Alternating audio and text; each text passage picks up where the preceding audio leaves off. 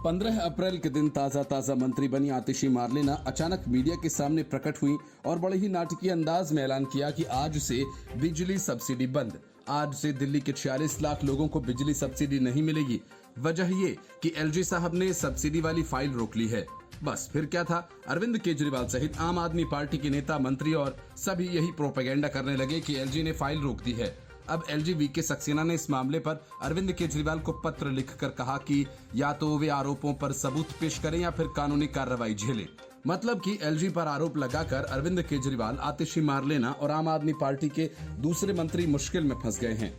LG ने अपने पत्र में साफ कहा कि मंत्री मुश्किल में फंस गए हैं। एलजी ने अपने पत्र में साफ कहा कि आतिशी मार्लेना स्वास्थ्य मंत्री और खुद केजरीवाल ने उनके खिलाफ फर्जी आरोप लगाए जो राजनीति से प्रेरित था। एलजी ने कहा कि सब्सिडी वाली फाइल मुझे 11 अप्रैल को भेजी गई और मैंने उसी वक्त उसे क्लियर करके वापस भेज दिया। फिर 15 अप्रैल को उनके खिलाफ ये प्रोपेगेंडा चलाया गया। एलजी ने पत्र में लिखा कि मैं सरकार और पार्टी में आपके और आपके सहयोगियों की ओर से मेरे खिलाफ लगाए गए आरोप और बयान को निराधार और झूठे बयानों के संबंध में जवाबदेही और जिम्मेदारी की मांग करते हुए आपको लिख रहा हूं। पिछले कुछ हफ्तों से मंत्रियों और आप स्वयं मीडिया में और अन्य जगहों पर झूठे भ्रामक आरोप लगाने वाले अपमानजनक, मानहानिकारक बयान दे रहे हैं। उपराज्यपाल की ओर से बिजली क्षेत्र में दी जाने वाली सब्सिडी बंद की जा रही है। एलजी अधिकारियों के साथ मिलकर बिजली सब्सिडी रोकने की साजिश कर रहे हैं। विनय सक्सेना ने आगे कहा कि आतिशी मार्लेना ने आरोप तय किए कि एलजी ने गलत कानूनी सलाह के आधार पर दिल्ली सरकार की बिजली सब्सिडी को वापस लेने के लिए बिजली विभाग पर दबाव डाला। एलजी मुख्य सचिव और बिजली सचिव दिल्ली की जनता को मिल रही मुफ्त बिजली आपूर्ति बाधित करने की साजिश रच रहे हैं। प्रधानमंत्री दिल्ली में बिजली सब्सिडी बंद करना चाहते हैं और पीएमओ के दबाव में सब्सिडी में बाधा डालने की कोशिश कर रहे हैं। एलजी ने अंत में पत्र में लिखा कि आपसे मांगी गई जानकारी मुझे जल्द उपलब्ध कराई जाएगी, अन्यथा ये मान लिया जाएगा कि आप और आपके साथी जानबूझकर दिल्ली के लोगों को गुमराह कर रहे हैं और तुच्छ राजनीति खेल रहे हैं, जो स्पष्ट रूप से निंदा और कानूनी कार्रवाई के पात्र हैं। इसके पहले आतिशी मार्लेना ने कहा था कि उन्हें डिस्कॉम का एक पत्र भी मिला था जिसमें कहा गया था कि उन्हें बिजली सब्सिडी के संबंध में कोई जानकारी नहीं मिली है, इसलिए वो अब सामान्य दरों पर ही बिलिंग करेंगे। आतिशी ने दावा किया कि उन्होंने एक मैसेज के जरिए एलजी ऑफिस से केवल 5 मिनट का वक्त मांगा, लेकिन वहां से कोई जवाब नहीं आया। हालांकि एलजी ऑफिस ने इसे नाटक करार दिया और साफ कहा कि बिजली सब्सिडी से संबंधित फाइल को पहले ही मंजूर कर दिया गया था और उसे दिल्ली सरकार को भेज दिया गया था। Report, news of India. BJP के टिकट पर पहली बार चुनाव जीते मुकुल रॉय ने विधायक बनते ही पाला बदल लिया और वापस टीएमसी में शामिल हो गए। लेकिन अब फिर उन्हें मुकुल रॉय ने एक बड़ा खेल कर दिया। मुकुल रॉय अचानक लापता हो गए। पता चला वे दिल्ली पहुंच गए। दूसरी तरफ मुकुल रॉय के लापता होने से परेशान उनके बेटे शुभ्रांशु रॉय ने बताया कि उनके पिता मुकुल रॉय सोमवार देर शाम से लापता हैं।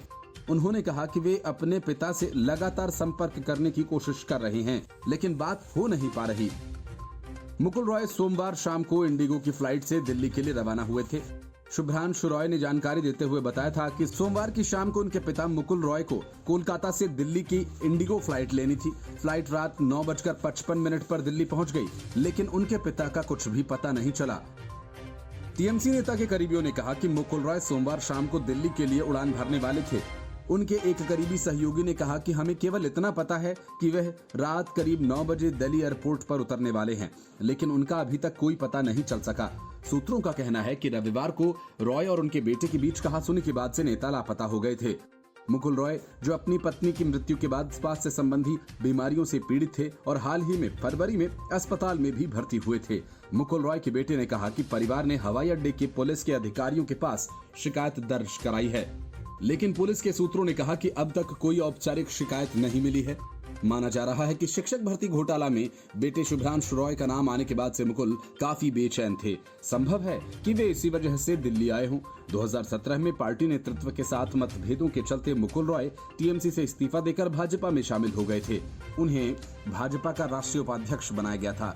2019 में बंगाल में भाजपा को लोकसभा की 40 में से 18 सीटें मिलने में उनकी बड़ी भूमिका मानी जाती है।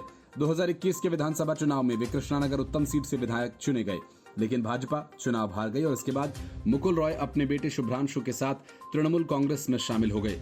ममता बनर्जी, सांसद अभिषेक बनर्जी की मौजूदगी में उन्होंने टीएमसी ज्वाइन कर ली थी। मुकुल रॉय के टीएमसी में आने पर ममता ने कहा था कि बीजेपी में बहुत ज्यादा शोषण है, वहां लोगों का रहना मुश्किल है, बीजेपी सामान्य लोगों की पार्टी नहीं है। ममता ने कहा कि मुकुल घर का लड़का है, उसकी वापसी हुई है, मेरा मुकुल के साथ कोई मतभेद नहीं है।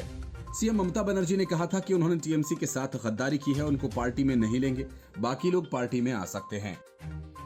Report, news of India.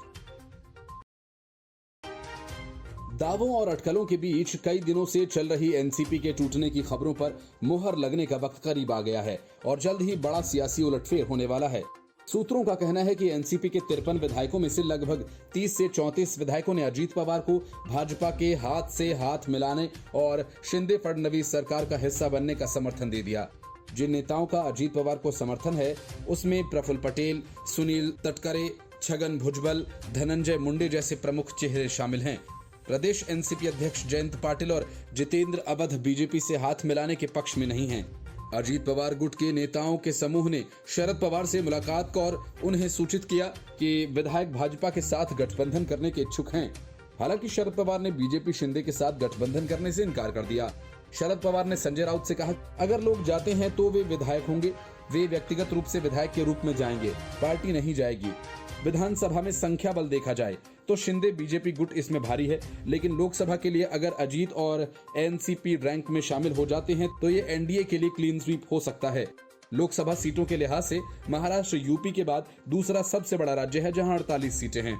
Shinde गुट के नेता और महाराष्ट्र के मंत्री उदय सामंत ने कहा कि अगर अजीत पवार जुड़ना चाहते हैं तो उनका स्वागत है। उदय सामंत ने कहा कि हम अजीत पवार का स्वागत करेंगे अगर वे हमारे साथ जुड़ना चाहते हैं। उनके पास अच्छा अनुभव है, वे बड़े नेता हैं और हमने उनके साथ काम किया है। सामंत ने आगे कहा कि अंतिम फैसला सीएम एकनाथ शिंदे और डिप्टी सीएम देवेंद्र फडणवीस लेंगे। अगर वह हमसे जुड़ते हैं तो हमें बहुत खुशी होगी। Bureau report, news of India. Gujarat में अरविंद केजरीवाल के विवादित नेता गोपाल इटालिया को पुलिस ने गिरफ्तार कर लिया। गोपाल इटालिया को प्रदेश बीजेपी अध्यक्ष सीआर पाटिल और गृह मंत्री हर्ष संघवी के खिलाफ विवादित बयान देने के आरोप में गोपाल इटालिया को गिरफ्तार किया गया।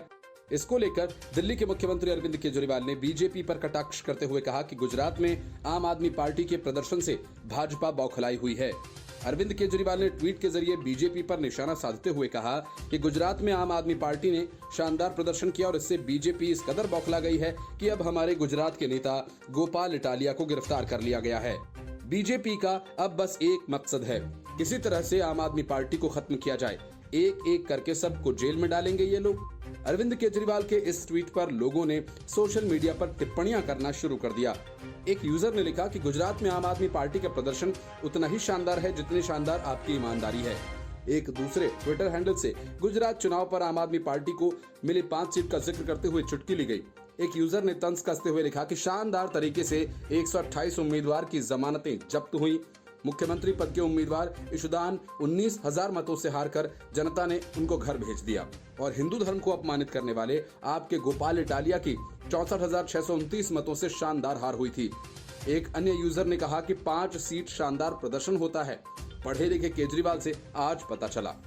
एक अन्य ट्विटर हैंडल से कमेंट आया, शानदार प्रदर्शन, 70 सीटों पर जमानत जब्त को शानदार प्रदर्शन कहते हैं क्या?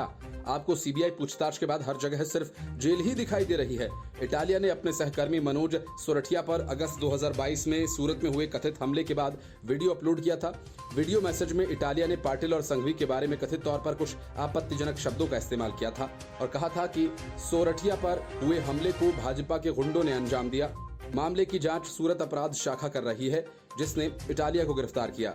जमानत पर रिहा किए जाने के बाद इटालिया ने कहा कि पुलिस की कार्रवाई का लक्ष्य उन्हें परेशान करना है। उन्होंने कहा कि इस तरह के बयान एक दूसरे के खिलाफ सभी नेता देते हैं, सिर्फ मेरे खिलाफ ही प्राथमिकी दर्ज क्यों की गई। इन्होंने आरोप लगाया कि पुलिस और सरकार अपनी शक्ति का दुरुपयोग कर रहे हैं। इटालिया के खिलाफ मानहानि, शांति भंग करने के लिए उकसाने के मकसद से इरादतन अपमान करना, सरकार या आम जन के खिलाफ अपराध के लिए व्यक्ति को भड़काने का आपराधिक कृत्य, प्रतिष्ठा को ठेस पहुंचाने के उद्देश्य से फर्जीवाड़ा करने के तहत मामला दर्ज किया गया था। गुजरात विधानसभा चुनाव 2022 में बीजेपी ने सारे रिकॉर्ड्स तोड़ दिए थे। राज्य की सभी 182 विधानसभा सीटों के आए नतीजों में बीजेपी ने 156 सीटें जीतकर हासिल की थी। कांग्रेस पार्टी को सिर्फ 17 सीटें मिली थी। वहीं पहली बार गुजरात चुनाव में उतरी आम आदमी पार्टी को केवल 5 सीटें मिली थी। Bureau report, news of India. Assam के सीएम हिमंता बिस्वा शर्मा अरविंद केजरीवाल पर हमेशा आक्रामक रहते हैं। वजह ये कि अरविंद केजरीवाल खुद को सबसे बड़ा और काबिल सीएम मानते हैं। हालांकि हकीकत ये नहीं है और इसी वजह से उन्हें अक्सर मुंह की खानी पड़ती है। हिमंत बिस्वा शर्मा को एक मौका मिला तो उन्होंने केजरीवाल को म्यूनिसिपैलिटी का सीएम बता दिया। असल में हिमंत बिस्वा शर्मा ने खालिस्तान समर्थक अमृतपाल सिंह के खिलाफ कार्रवाई को लेकर पंजाब सरकार की तारीफ की। उन्होंने पंजाब के मुख्यमंत्री भगवंत मान को सही समय पर कार्रवाई करने के लिए धन्यवाद दिया। शर्मा ने कहा कि मैं खालिस्तानियों के खिलाफ सही समय पर सही कार्रवाई करने के लिए पंजाब के मुख्यमंत्री को धन्यवाद देना चाहता हूं। मेरे पास इस मामले में कोई राजनीतिक मुद्दा नहीं है। इस दौरान उन्होंने कहा कि अगर कोई अच्छा काम कर रहा है तो उसकी तारीफ की जानी चाहिए। यहां तक कि असम के सीएम ने मुख्यमंत्री मान से सीख लेने की बात तक कह दी। अमृतपाल सिंह के खिलाफ कार्रवाई पर सीएम शर्मा से केजरीवाल को क्रेडिट देने को लेकर सवाल किया गया। शर्मा ने कहा कि दिल्ली में नगर निगम है और केजरीवाल उसके मुख्यमंत्री हैं। उन्होंने कहा कि जब गुवाहाटी नगर पालिका और दिल्ली नगर पालिका की तुलना होगी तो मैं केजरीवाल की बात करूंगा, लेकिन भगवंत मान जी एक बड़े राज्य के मुख्यमंत्री हैं। उन्होंने ठीक समय पर खालिस्तानियों के खिलाफ कार्रवाई की है। शर्मा ने कहा कि मैं मान जी से सलाह लेना चाहता हूं कि आखिर उन्होंने इस कार्रवाई को कैसे अंजाम दिया जब कार्रवाई बहुत जरूरी थी। दिल्ली के सीएम अरविंद केजरीवाल और पंजाब के सीएम भगवंत मान इस महीने की शुरुआत में एक दिवसीय दौरे पर गुवाहाटी गए थे। इस दौरान उन्होंने पार्टी कार्यकर्ताओं को संबोधित किया था। सीएम केजरीवाल पहली बार असम यात्रा पर गए थे और इस दौरान उन्होंने राज्य के मुख्यमंत्री हिमंत बिस्वा शर्मा के बारे में कहा। वे भले ही असम के मुख्यमंत्री बन गए हों, लेकिन उन्होंने असम की संस्कृति को नहीं सीखा। जिसके बाद सीएम शर्मा ने भी केजरीवाल पर पलटवार किया और उन्हें कायर बताया। Bureau report, news of India.